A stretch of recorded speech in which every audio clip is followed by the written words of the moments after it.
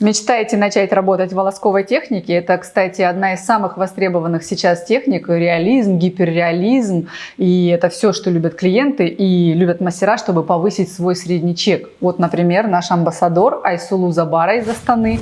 И процедура в волосковом методе у нее стоит в 2 раза больше, чем, например, обычная растушевка.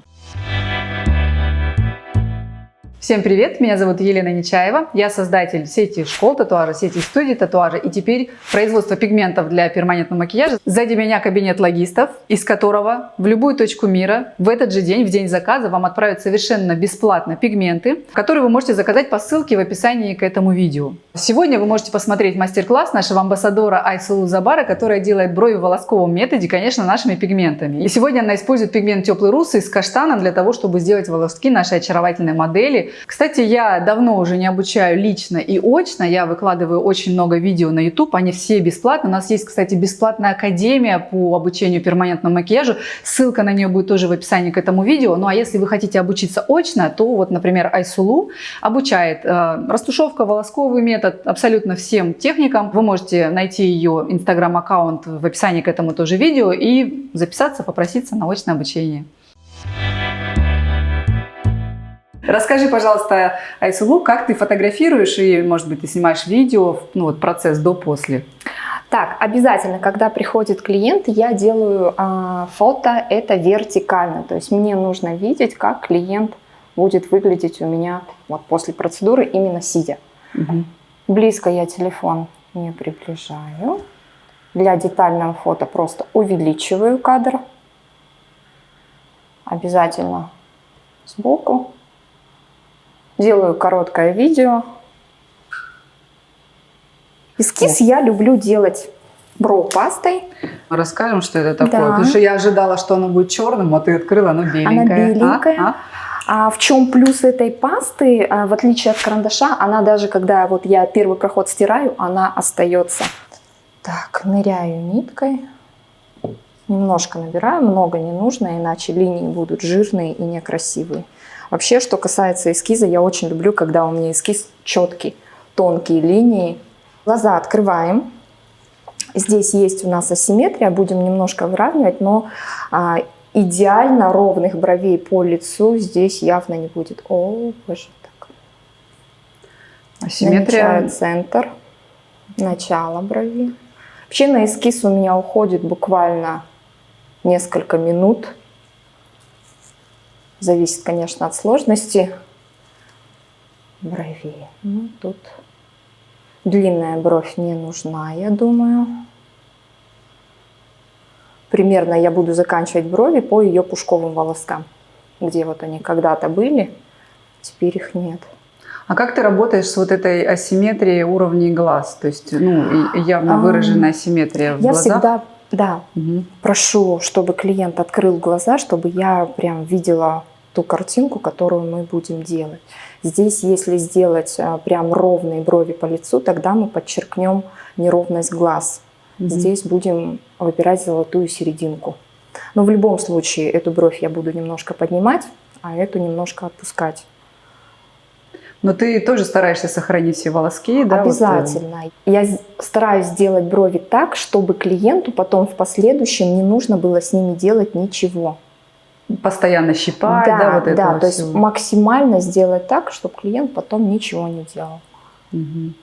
Да, кстати, у меня были такие случаи в самом начале, я помню, когда ты такой нащипаешь, симметрию вывел, а потом клиент приходит с 2 парами бровей, ну, условно, там, 2 хвоста, вот, они не щипают, отрастают когда? Да, они же не могут так выщипать, как мастер. А сделай акцент, пожалуйста, на расположении линий, какие-то особые вот у тебя есть, я смотрю, углы там. Да я не знаю, я намечаю нижний край. Нижний край я здесь беру по нижней брови, и верхний беру вот по верхней брови. То есть и заполню здесь буквально 1,5 миллиметра, и здесь 1,5 миллиметра, они будут ровнее. А что ты берешь за эталон линии горизонта в ее случае? На глаз. Да? То есть ты просто определяешь, выравниваешь голову? Да, вот я ставлю пальцы, вот. И все, и вот моя линия. То есть я не определяюсь, если смотреть на глаза, но они тоже могут быть расположены, да, неровно. Поэтому да.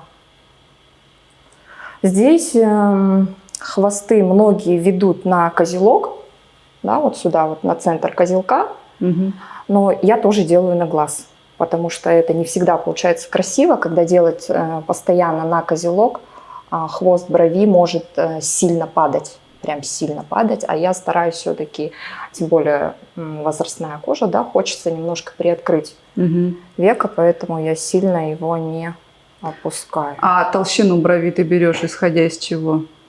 Тоже смотрю по лицу, форма лица, черты лица. Здесь большой носик, глаза достаточно большие, можно чуть сделать их пошире. Ну и в принципе я смотрю, как ширину брови у меня обычно задает вот начало, вот самая толстая часть брови. Ну и получается, в этом случае я вижу, что низкая бровь, ты от нее берешь, чтобы перенести, да? То есть ориентиром брюха, ну вот если брови. вот так посмотреть, то мы сделаем брови лучше. Мне нравится эта форма. И после нити, это буквально, вот я говорю, меня занимает даже не минуту, я просто беру карандашом и сглаживаю углы, чтобы клиенту показать эскиз, ну и чтобы он нравился ей, чтобы она понимала, где будут брови находиться. Ты не заходишь вовнутрь, да, ты как бы границу очерчиваешь. Я просто это уже делаю для клиента, я это делаю не для себя. Чтобы ей было форму видно. Да, потому что они не понимают в этих линиях, которых у меня тут много, я это делаю уже для них. А вот такой толстый кончик ты оставила, как ты там будешь работать? Я не заполняю его полностью, но вот не люблю, когда бровь заканчивается одной полосочкой. Да, прям. Если не сгладить углы, клиент будет думать, что у него получатся вот эти сумасшедшие домики. Острые. Да, острые. Я вот их сглаживаю, немножко поправляю. В принципе, мне все понятно, где я буду работать. И вот эти вот лишние линии я могу тоже убрать, чтобы клиенту они не мешали. Но оставляю свои обязательно начальные линии. Это апекс, конец брови, начало брови. Это мои контрольные точки. Так, и получается, когда нету запроса определенного у клиента, ты рисуешь то, что тебе нравится, и показываешь, да? Да, все верно. Есть, когда клиент приходит, и он может сразу сказать: я хочу, чтобы мои головки там лежали, или более вертикальные были, или я боюсь широкие брови, хотя когда они потом приходят на коррекцию, они говорят: нет, добавляйте. Всегда аккуратничают, а потом мы добавляем, как правило. Ну все, мне все нравится. Будут у нас вот такие вот брови. Бровь будет заканчиваться мягко, красиво, головки попышнее. Так, смотрите, ваши брови будут внутри белой рамочки, за нее я не буду выходить. Сейчас, возможно, вам покажется, что бровь немножко широковата, но на самом деле так не будет. То есть до этой границы белой будут доходить прям тоненькие волосочки. Основная густота будет в середине. Понятно, да? Все, вас все устраивает? Мастер виднее. Отлично, Отличный мне ответ. нравится.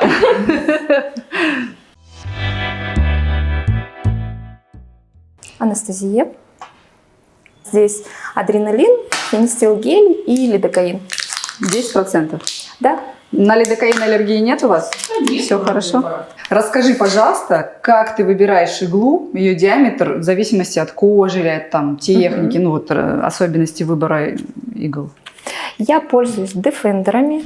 Здесь у меня острая заточка 0,27.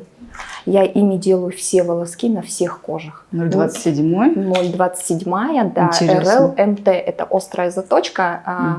Есть там еще лонг. Нет, RL-MT, medium tape. У тебя это да. medium. Вот это как раз medium. Средняя. Да. Я тоже medium люблю на все. Да, и я этими иглами делаю и веки, и губы, и волоски на любой коже.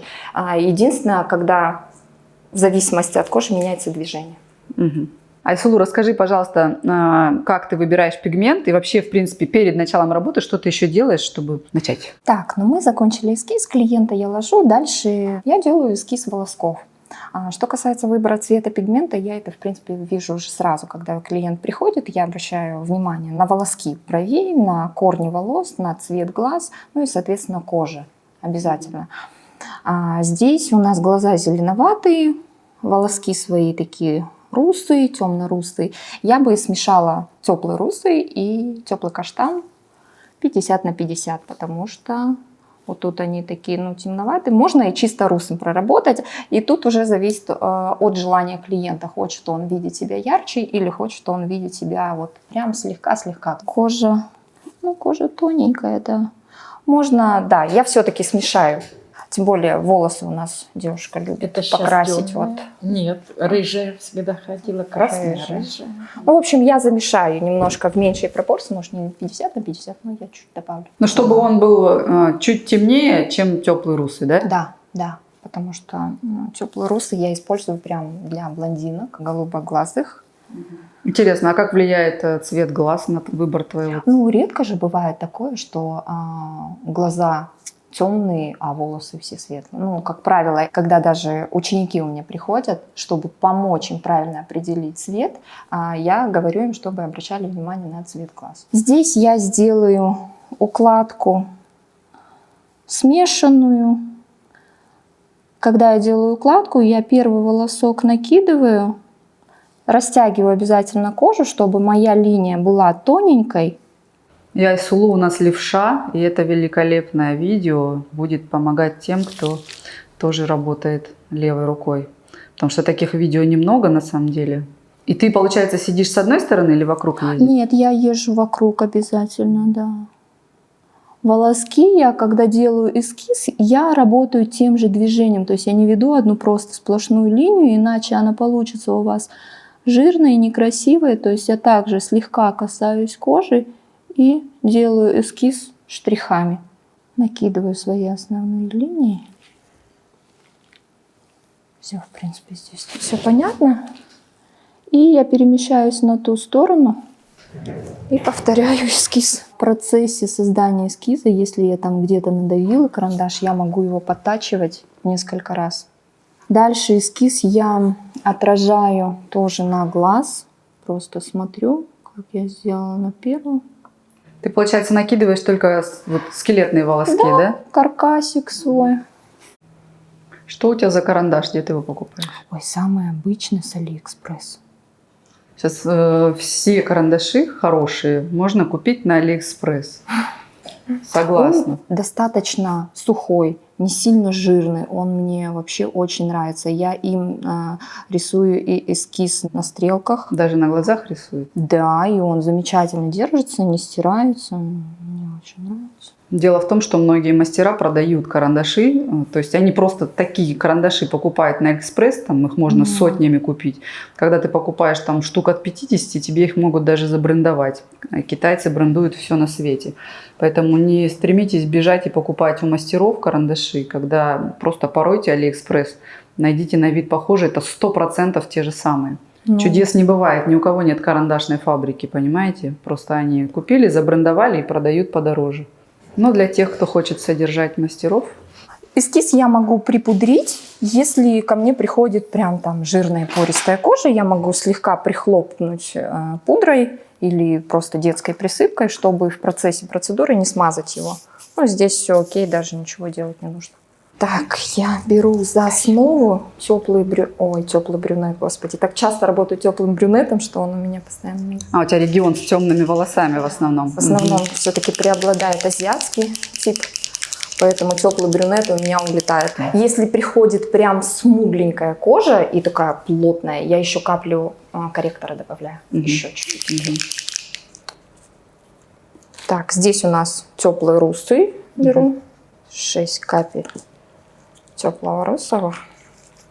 Вот обратите внимание, она налила пигмент и вытерла после этого носик. Вот это мелочь, но это важно, потому что капля, которая осталась в носике, или, возможно, такой пузырь с каплей, который остался на носике, когда вы закрыли пузырек, там внутри подсох, и потом когда-то, спустя время, когда вы начинаете работать, у вас, возможно, закупорился носик. То есть вот эта чистота, вот эти все мелочи, они влияют на работу. Все, и 2 капли, раз, два. Получается 8 капель пигмента, да? Да, это у меня стандартная порция на брови. Припудривать не будешь? Нет. Когда у меня приходит такая жирная кожа, я припудриваю. Бывает, когда приходит, прям лоб блестит, щеки блестят, веки, все блестит, тогда лучше немножко припудрить. Вообще я не трачу на эти лишние всякие время. Достаточно просто научиться фиксировать эскиз. А раньше я, когда начинала только работать, я этой красной пастой вот так все почти обводила. И потом, что мне не нравилось, все равно на фотографии потом кожа эта ручка не смывается, она розовеет. Так, я подготовила пигмент, все, и можно начинать. Я сейчас начну работать пока без анестезии, больно не будет, немножко вас покорябаю, но если будет где-то чувствительно, говорите, да?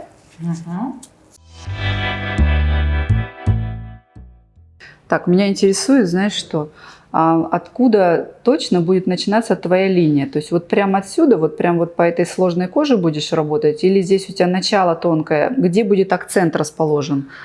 Вот этот вопрос. Я выхожу за эскиз буквально одним первым штрихом.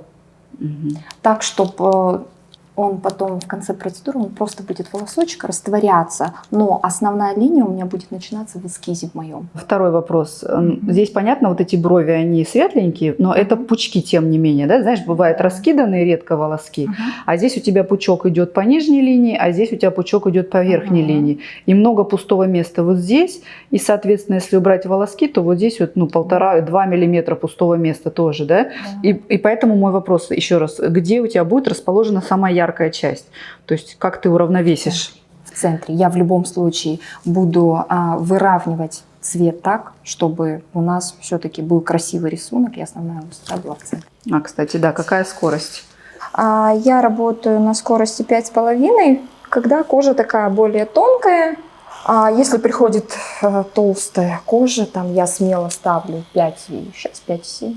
Какая ты смелая. Я думаю, ты скажешь 10, 5,6, 5,7. Прям потрясающая смелость. Работаю я всегда со своим любимым ватным диском, без него не могу.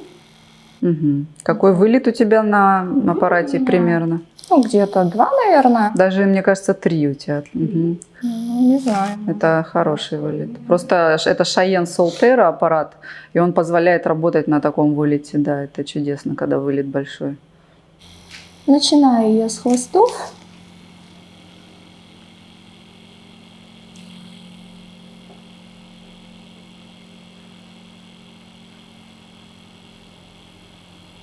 Как ощущение ваше? Приятно. Приятно? Приятно. Кстати, многим нравится вот эта вот легкая боль, легкое покалывание. Так, ты, получается, вначале фиксируешь вот чисто свои вот эти волоски, да? Новых никаких не рисуешь. Да? Да, обязательно. Каркасик прохожу. Вообще, на самом деле, я сейчас пробую работать по-разному. Бывает, когда я дополнительные волоски могу прорисовать. Но опять же, чтобы прежде чем их прорисовывать, нужно быть уверенным в своей укладке. В рисунке или в нажиме? Да. Что ты имеешь Нет, в в виду? самом рисунке. Здесь, когда я начинаю фиксировать эскиз, я могу вот последний свой волосок, первый, то есть стереть, посмотреть вообще, что там остается, не остается. Все прекрасно ложится. Куда Так, не теперь, наклоняешься? пожалуйста, подбородок к себе прижимаем немножко вот так. И вот прям вот так, отлично. Получается, у тебя задран подбородок, когда ты на нижней части брови рисуешь, и опущен, когда на верхней, да? Я все-таки зарядила свой Defender. Да. Хотела попробовать просто. И здесь, когда я фиксирую эскиз, бывает, что клиент не всегда все равно удобно лежит, и я тяну и поворачиваю кожу. Вот всегда. Я рисую волосок всегда на себя и просто поворачиваю кожу так, как мне удобно. Вот я поставила пальцы и взяла ее немножко повернула. А в рисунке волосков ты ориентируешься на рост своих? Или ты их Обязательно. игнорируешь? Очень сложно с волосками, именно с укладкой, когда есть асимметрия. То есть бывает, что неравномерный именно вот этот самый густой пучок находится в разных частях. Вот у нас, да, сейчас как здесь. Но тоже выравнивать будем. И я закрываю ватным диском, чтобы не размазать свой эскиз уже. Пальцы сухие, ватные диски сухие. Как может эскиз потеряться, когда все вот правильно делается? Я много видела, конечно, когда мокрыми руками ставят или в вазелине, или в чем-то таком, и сразу теряют свой выстраданный эскиз. Поэтому, да, все эти детали важны. Немножко, когда я прорисовываю волоски именно в середине, у меня такие движения обратно-поступательные. Я понимаю, что в этом месте мне нужен волосок пошире, и я сразу делаю его, в принципе, вот пошире. То есть ты яркую часть брови делаешь яркой за счет толщины волосков?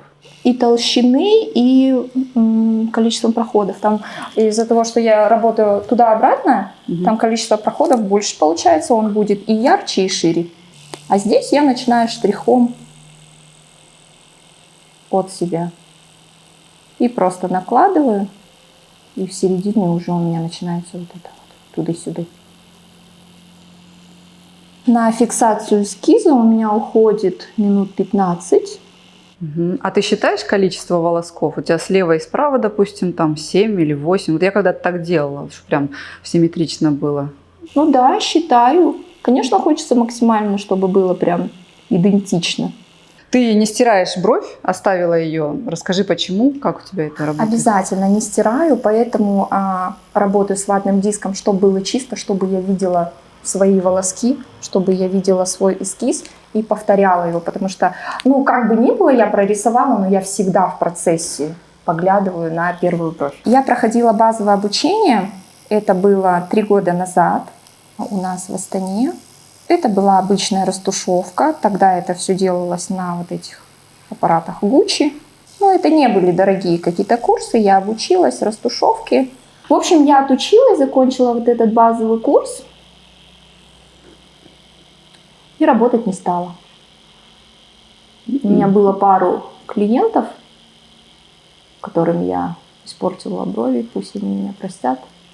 Я потом ушла на стационарную работу свою, проработала там 2 года, ушла в декрет и из декрета вот решила не возвращаться.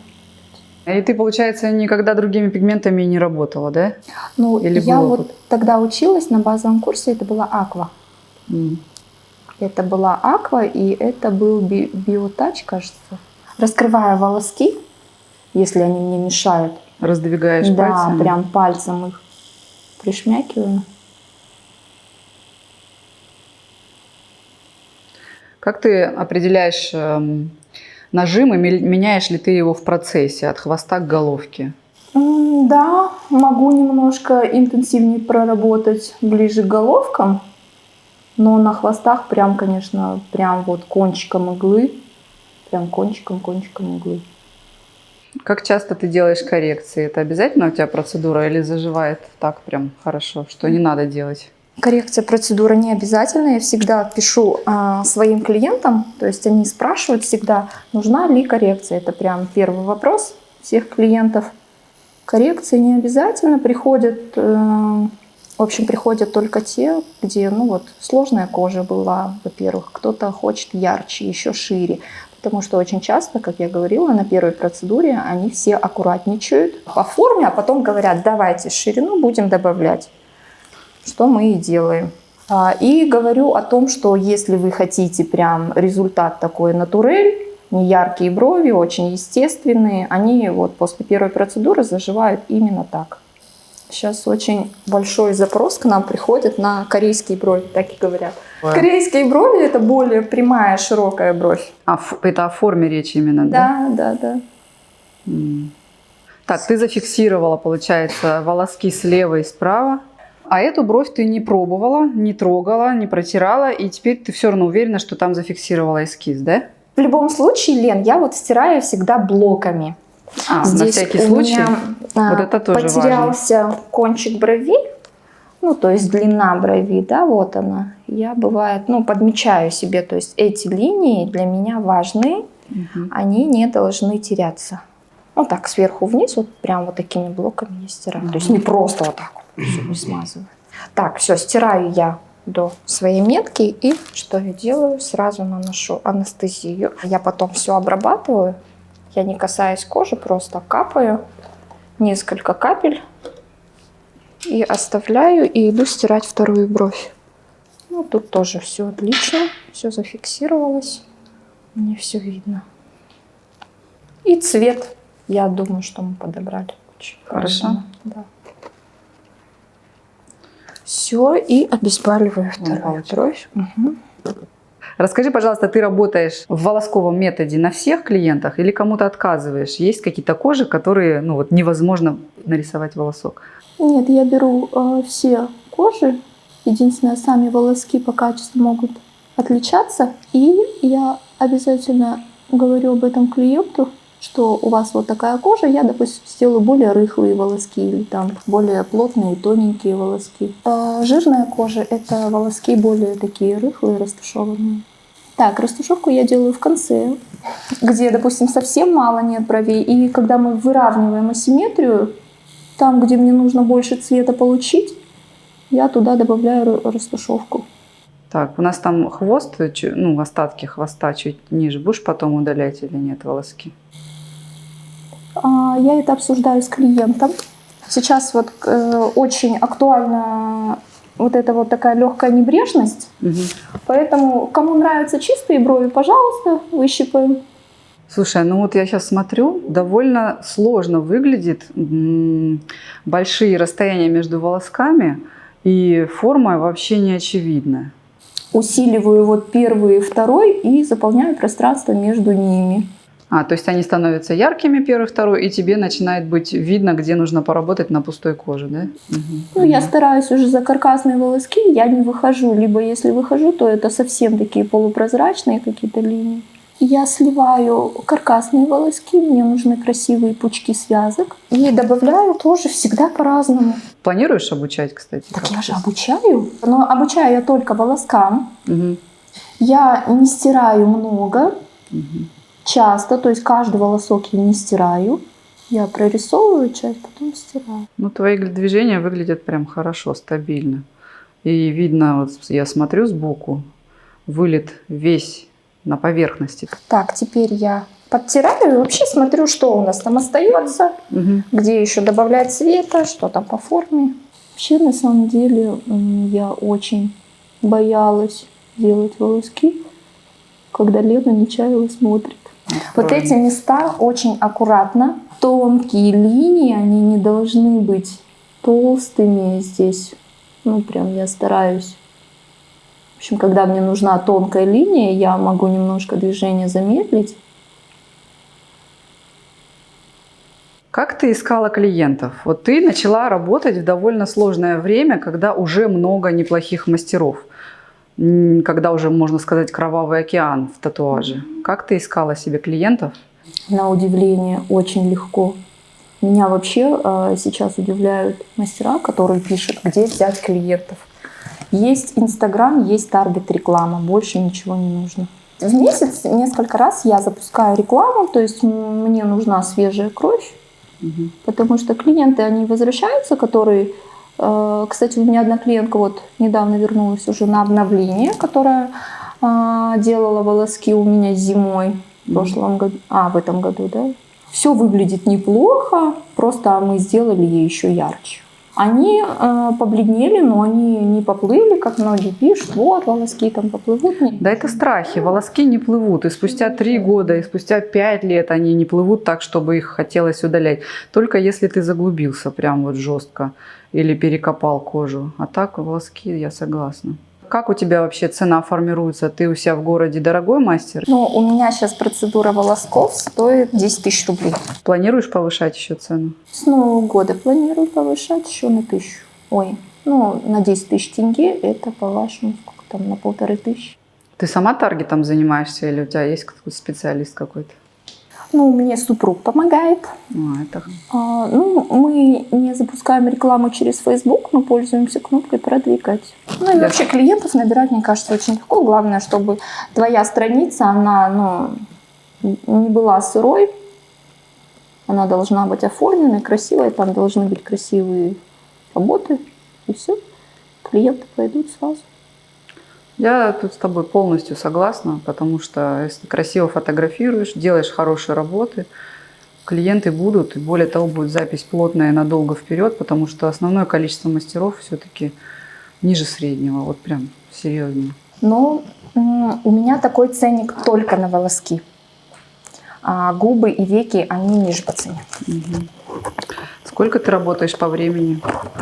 А процедура у меня занимает от 1,5 до 2,5 часов. В зависимости уже от объема работы, от сложности кожи. А сколько клиентов в день ты берешь максимум? Я отдыхаю 2 раза в неделю. Это у меня выходное воскресенье и понедельник. Вот ты сейчас эту бровь пройдешь и будешь еще усиливать. Вот от чего зависит яркость конечная у тебя? Я заканчиваю брови где-то на 80-90% и перехожу на вторую. Потом я могу посадить клиента, смотрю, что мне нужно поправить, нравится ли мне форма, нравится ли мне цвет. Ну, то есть оцениваю в целом. И дорабатываю, ложу клиента, и еще где-то могу доработать, добавить цвета. Расскажи, пожалуйста, сколько ты ожидаешь, что вот в этой коже пигмента останется? Вот ты будешь ярче делать или эта бровь уже закончена? Эта бровь уже закончена на 90%. Я могу добавить яркость внутри в брови, чтобы выровнять именно вот о чем мы говорили, да, что мы... Симметрию. Да, могу добавить. В целом хвост все максимально, он уйдет не на много процентов, на 30 максимум. Все, там цвет очень останется очень хорошо. Я уверена.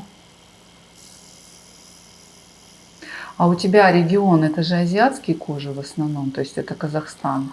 Как часто ты на европейских работаешь? Есть ли разница между азиатской кожей и европейской?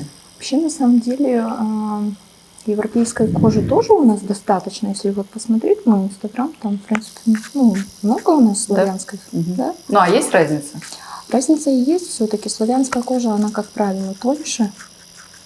Как правило, тоньше, но не всегда. Часто более выражена вот эта надбровная кость. Они не очень удобно работать. Да, я, честно, понимаю, так не люблю. Ровные вот эти Да. лбы, это отлично, когда... Вообще, прямо ровненько. Очень удобно работать, когда есть надбровная кость, она все-таки туда, вниз, и по этой кости ты кожу тянешь то вверх, то вниз. Ну, конечно, это сложность. А в целом по коже, ну, как бы А нет. вот остаток пигмента на азиатской и европейской есть разница или нет? Да По-твоему? нет, я думаю, что это только зависит, это жирная кожа или нет. А рисовать проще, если брать само качество кожи, не надбровную дугу, а саму кожу? Ну, то, что бытует мнение, что на азиатской коже проще работает, лучше остаток, там, вот такое все. Нет? Не знаю, мне наоборот вот нравится вот здесь вот сейчас, да, у нас модель, очень легко пигмент ложится, прям вообще замечательно. Я работаю вот прям кончиком иглы, и он хорошо ложится. Но я не могу сказать так, что да, удобно, когда ты боишься заглубиться, удобно, конечно, работать на более плотной коже. Но с опытом приходит, нет разницы, да, когда? Да, нет разницы. Как часто ты используешь азиатскую укладку? Вот на твоих бровях, например, прям просится вот такая уже, знаешь. Вообще я всегда стараюсь волосками улучшить укладку, то есть максимально какую часть возможно уложить наверх. Даже если это азиатская укладка, то, ну хотя бы если не наверх, то прям полого, но не вниз. Потому что, ну, даже клиенты, когда они приходят, они не хотят, чтобы их волоски лежали вниз. Они хотят, вот сейчас же очень модно ламинирование, когда вверх все зачесывают. Хотят такие То есть это вот этот эффект визуального лифтинга благодаря... Но такое можно делать только когда прозрачные брови в основном, да? Да, либо они совсем такие тоненькие, светлые, пушковые, когда можно волосками, то есть все это сделать ярче и таким путем, да, чтобы не было видно. Но даже вот, допустим, на мои брови, да, там видно мои брови? Да, у тебя от середины примерно Да, резко вот выраженные. я бы нижнюю часть до середины себе бы прорисовала бы вверх. Вот здесь, когда я работаю в связках, я могу прям вот сделать такую, как растушевочку, что ли, вот вместо связок, когда я хочу ее усилить. Я Серединка, могу прям, да? да, туда-обратно прям могу ее это Но ты не заполняешь полностью пустоту между волосками, ты только сам волосок толще делаешь, да? Да, да. Так, а все-таки растушевку, когда ты закрашиваешь прям пустоту, ты такое делаешь? Редко делаю. Редко. Да. Вот, допустим, такие клиенты, когда приходят, вся бровь такая у нее своя хорошая, и бах, нет хвостов.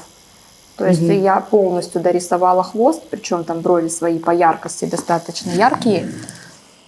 И мне нужно, чтобы хвостики были тоже такие. Я могу там растушевку добавить.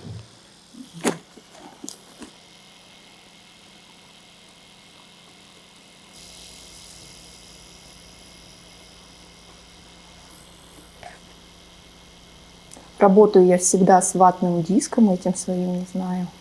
И вот когда я рисую здесь волоски, я подкладываю сюда, вот, кстати, ватный диск, чтобы моя рука стояла выше. Если я поставлю сразу на лоб, я буду заходить под углом. Но если я ставлю ватный диск, у меня вот. Ну это, знаешь, это твоя фишечка, потому что у тебя вылет иглы большой. И еще, что я хотела сказать по положению рук и натяжению кожи, я не только двигаю кожу, я еще ее приподнимаю. Я вот так беру, ставлю палец и чуть вот бугор создаешь, да? Да, Я приподнимаю понимаю, кожу. иногда да, бывает. Когда Получается, ты делаешь все, чтобы тебе было удобно работать. удобно, ну и чтобы игла залетала максимально перпендикулярно относительно кожи. Да, и ты стремишься к вертикали, поэтому делаешь. Но это не во всех случаях, а когда выраженная надбровная дуга, чтобы добраться до нижней линии, да? Да. Мгм. Здесь вот это место у нас же такое более густое, я там сильно не закрашиваю. Под волосами своими ты работаешь, получается, минимально, да? Ну Ты это да, имеешь в я виду? учитываю, что здесь у нас лысенько, а здесь у нас пучок, поэтому в этом пучке я не буду так же прокрашивать, как здесь. Вот я прокрашивала посильнее, чтобы потом оно выглядело вот. Вот даже вот тут, видите, я не натягиваю кожу, я ее чуть это к Но на себе. деле она же все равно получается прям плотная за счет вот этого сдавливания. То есть кожу можно натянуть, а можно с бугром ее... Да, то есть я тяну вот так. Да, и да, вот. да. Да, я поняла. Ну, тоже, видишь, твоя фишечка. Я так не делаю. Я вытягиваю бровь наверх. Так что будет полезно.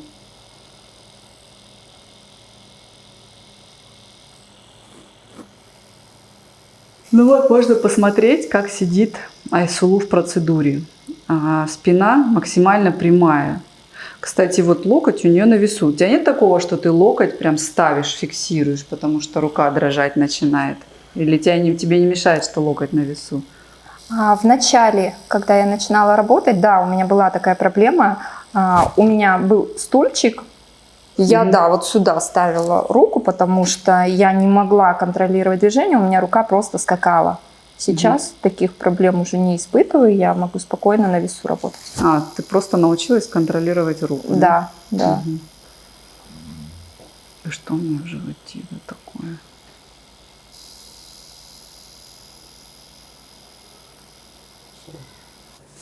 Я спою песню, чтобы она была уникальная для Ютуба.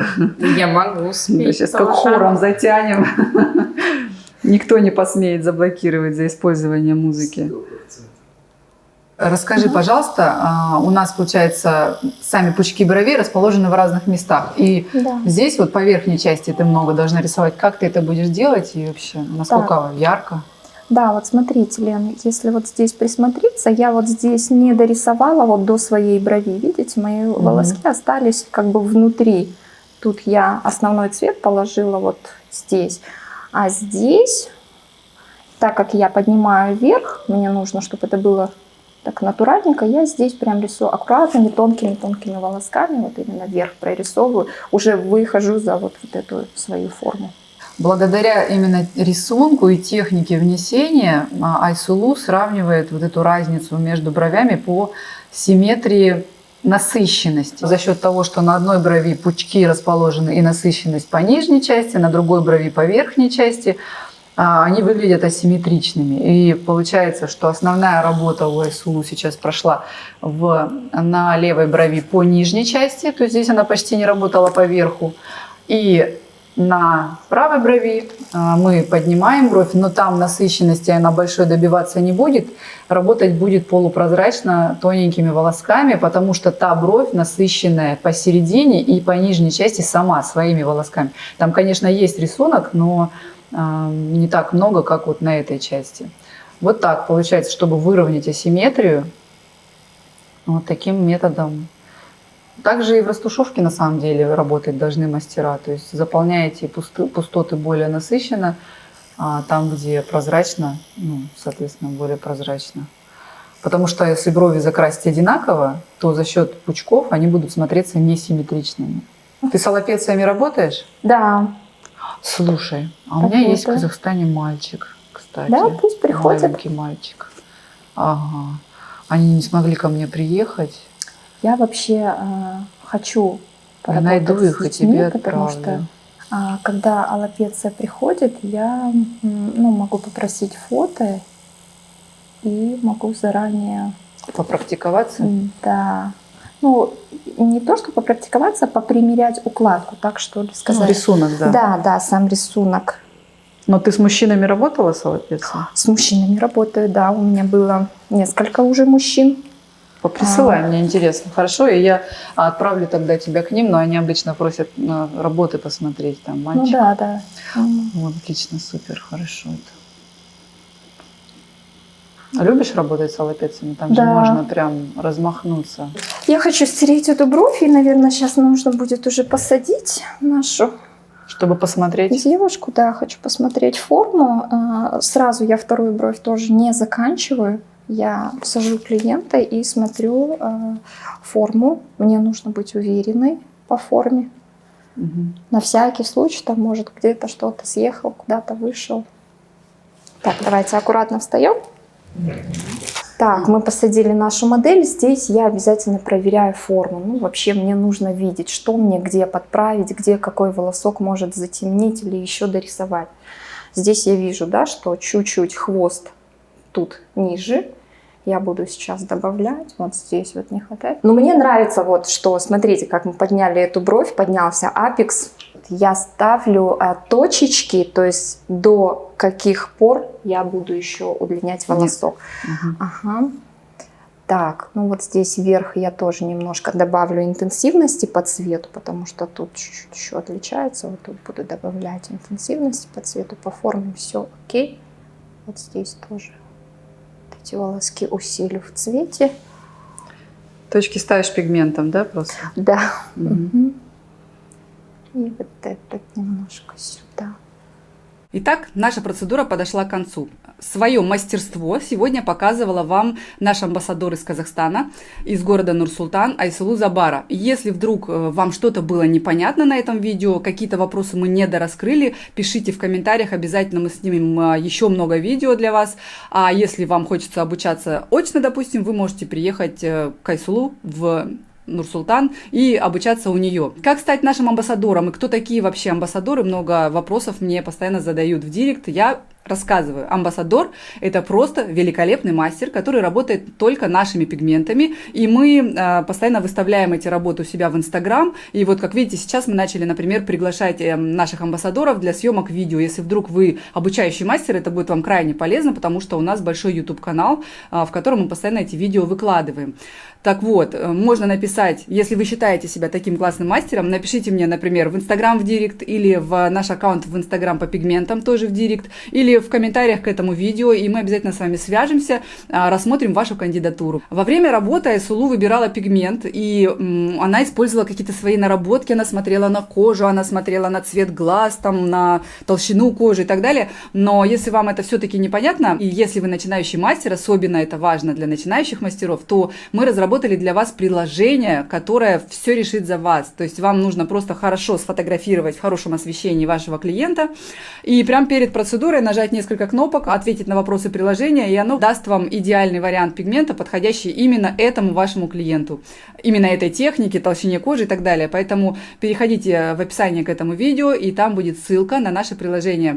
Пользуйтесь, оно вам очень поможет. А теперь давайте посмотрим на завершающие фотографии нашего амбассадора. То есть вот смотрите, до и после, какая сильная мимическая возрастная сложная асимметрия, которую почти никогда возрастные клиенты не идут к косметологу убирать ботоксом. И как мастерски Айсулу справилась с исправлением асимметрии, насколько хорошо изменилось лицо. Работа была сложная, потому что и, в принципе, мимическая асимметрия – это одно из самых сложных. И некоторые мастера берут и удаляют одну бровь почти полностью, задирают вторую. Это неправильно, нужно уравновесить максимально. И вот Айсулу сегодня показала, как это делать. Ну и плюс сама кожа. С возрастом с ней гораздо труднее работать, а техника волосковая, она, как вы понимаете, сложнее, чем растушевка. И опять, посмотрите, как классно получилось. Я сегодня с удовольствием наблюдала, как работает Айсулу, и мне было действительно любопытно, потому что амбассадоры не обязательно люди, которые работают точно так же, как я. У них появляются свои наработки в процессах, и мне всегда любопытно на это смотреть. Если вдруг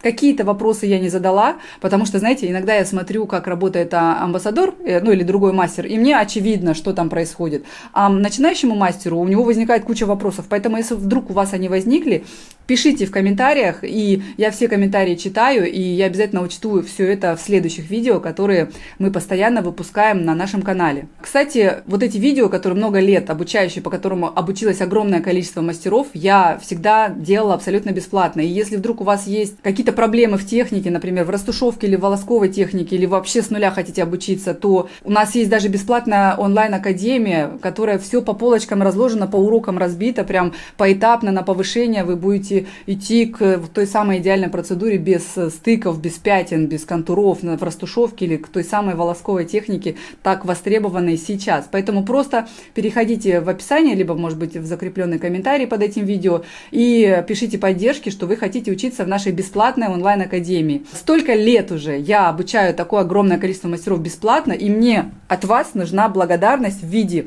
лайков к этому видео, в виде подписки на этот канал, потому что вам нужно узнавать постоянно что-то новое, а мы выпускаем наши видео, каждые недели полторы выходят наши новые видео. И, конечно, самая главная благодарность ваша мне, это если вы купите наши пигменты, попробуйте их, и потом уже я не буду вас даже просить покупать их снова, потому что вы просто влюбитесь в них и будете работать ими постоянно. И вы должны понимать, что в любую точку России и мира мы отправим вам пигменты бесплатно, то есть доставка будет абсолютно бесплатной, даже если вы закажете маленький один пузыречек или пробник, или целый сет, или вообще тонну пигментов, нам все равно, мы отправим вам их бесплатно. Ну и также в комментариях пишите вопросы, понравилось или нет, как вам вообще такой формат, когда это не я показываю, как я работаю, а амбассадоры. И напоминаю, что амбассадоры это вообще прям самые лучшие мастера, которых мы выбираем постоянно, через такое мелкое сито просеиваем все заявки на амбассадоров, потому что их поступает довольно много. И еще напоминаю, в Инстаграм, в Директ можете написать мне, либо в аккаунт по пигментам, либо прямо здесь в комментариях, если вы считаете, что вы классный мастер, что вы созрели стать нашим амбассадором, пишите, мы обязательно рассмотрим вашу кандидатуру. Ну и заказать наши пигменты вы можете, перейдя по ссылке в описании к этому видео, а также вы можете найти их на Wildberries, на Озон, на Amazon, даже на AliExpress продаются наши пигменты, поэтому мы сделали так, чтобы вам было просто в любую точку мира получить наши краски быстро, максимально и работать и делать ими прекрасные процедуры. Всем спасибо за просмотр, всем пока!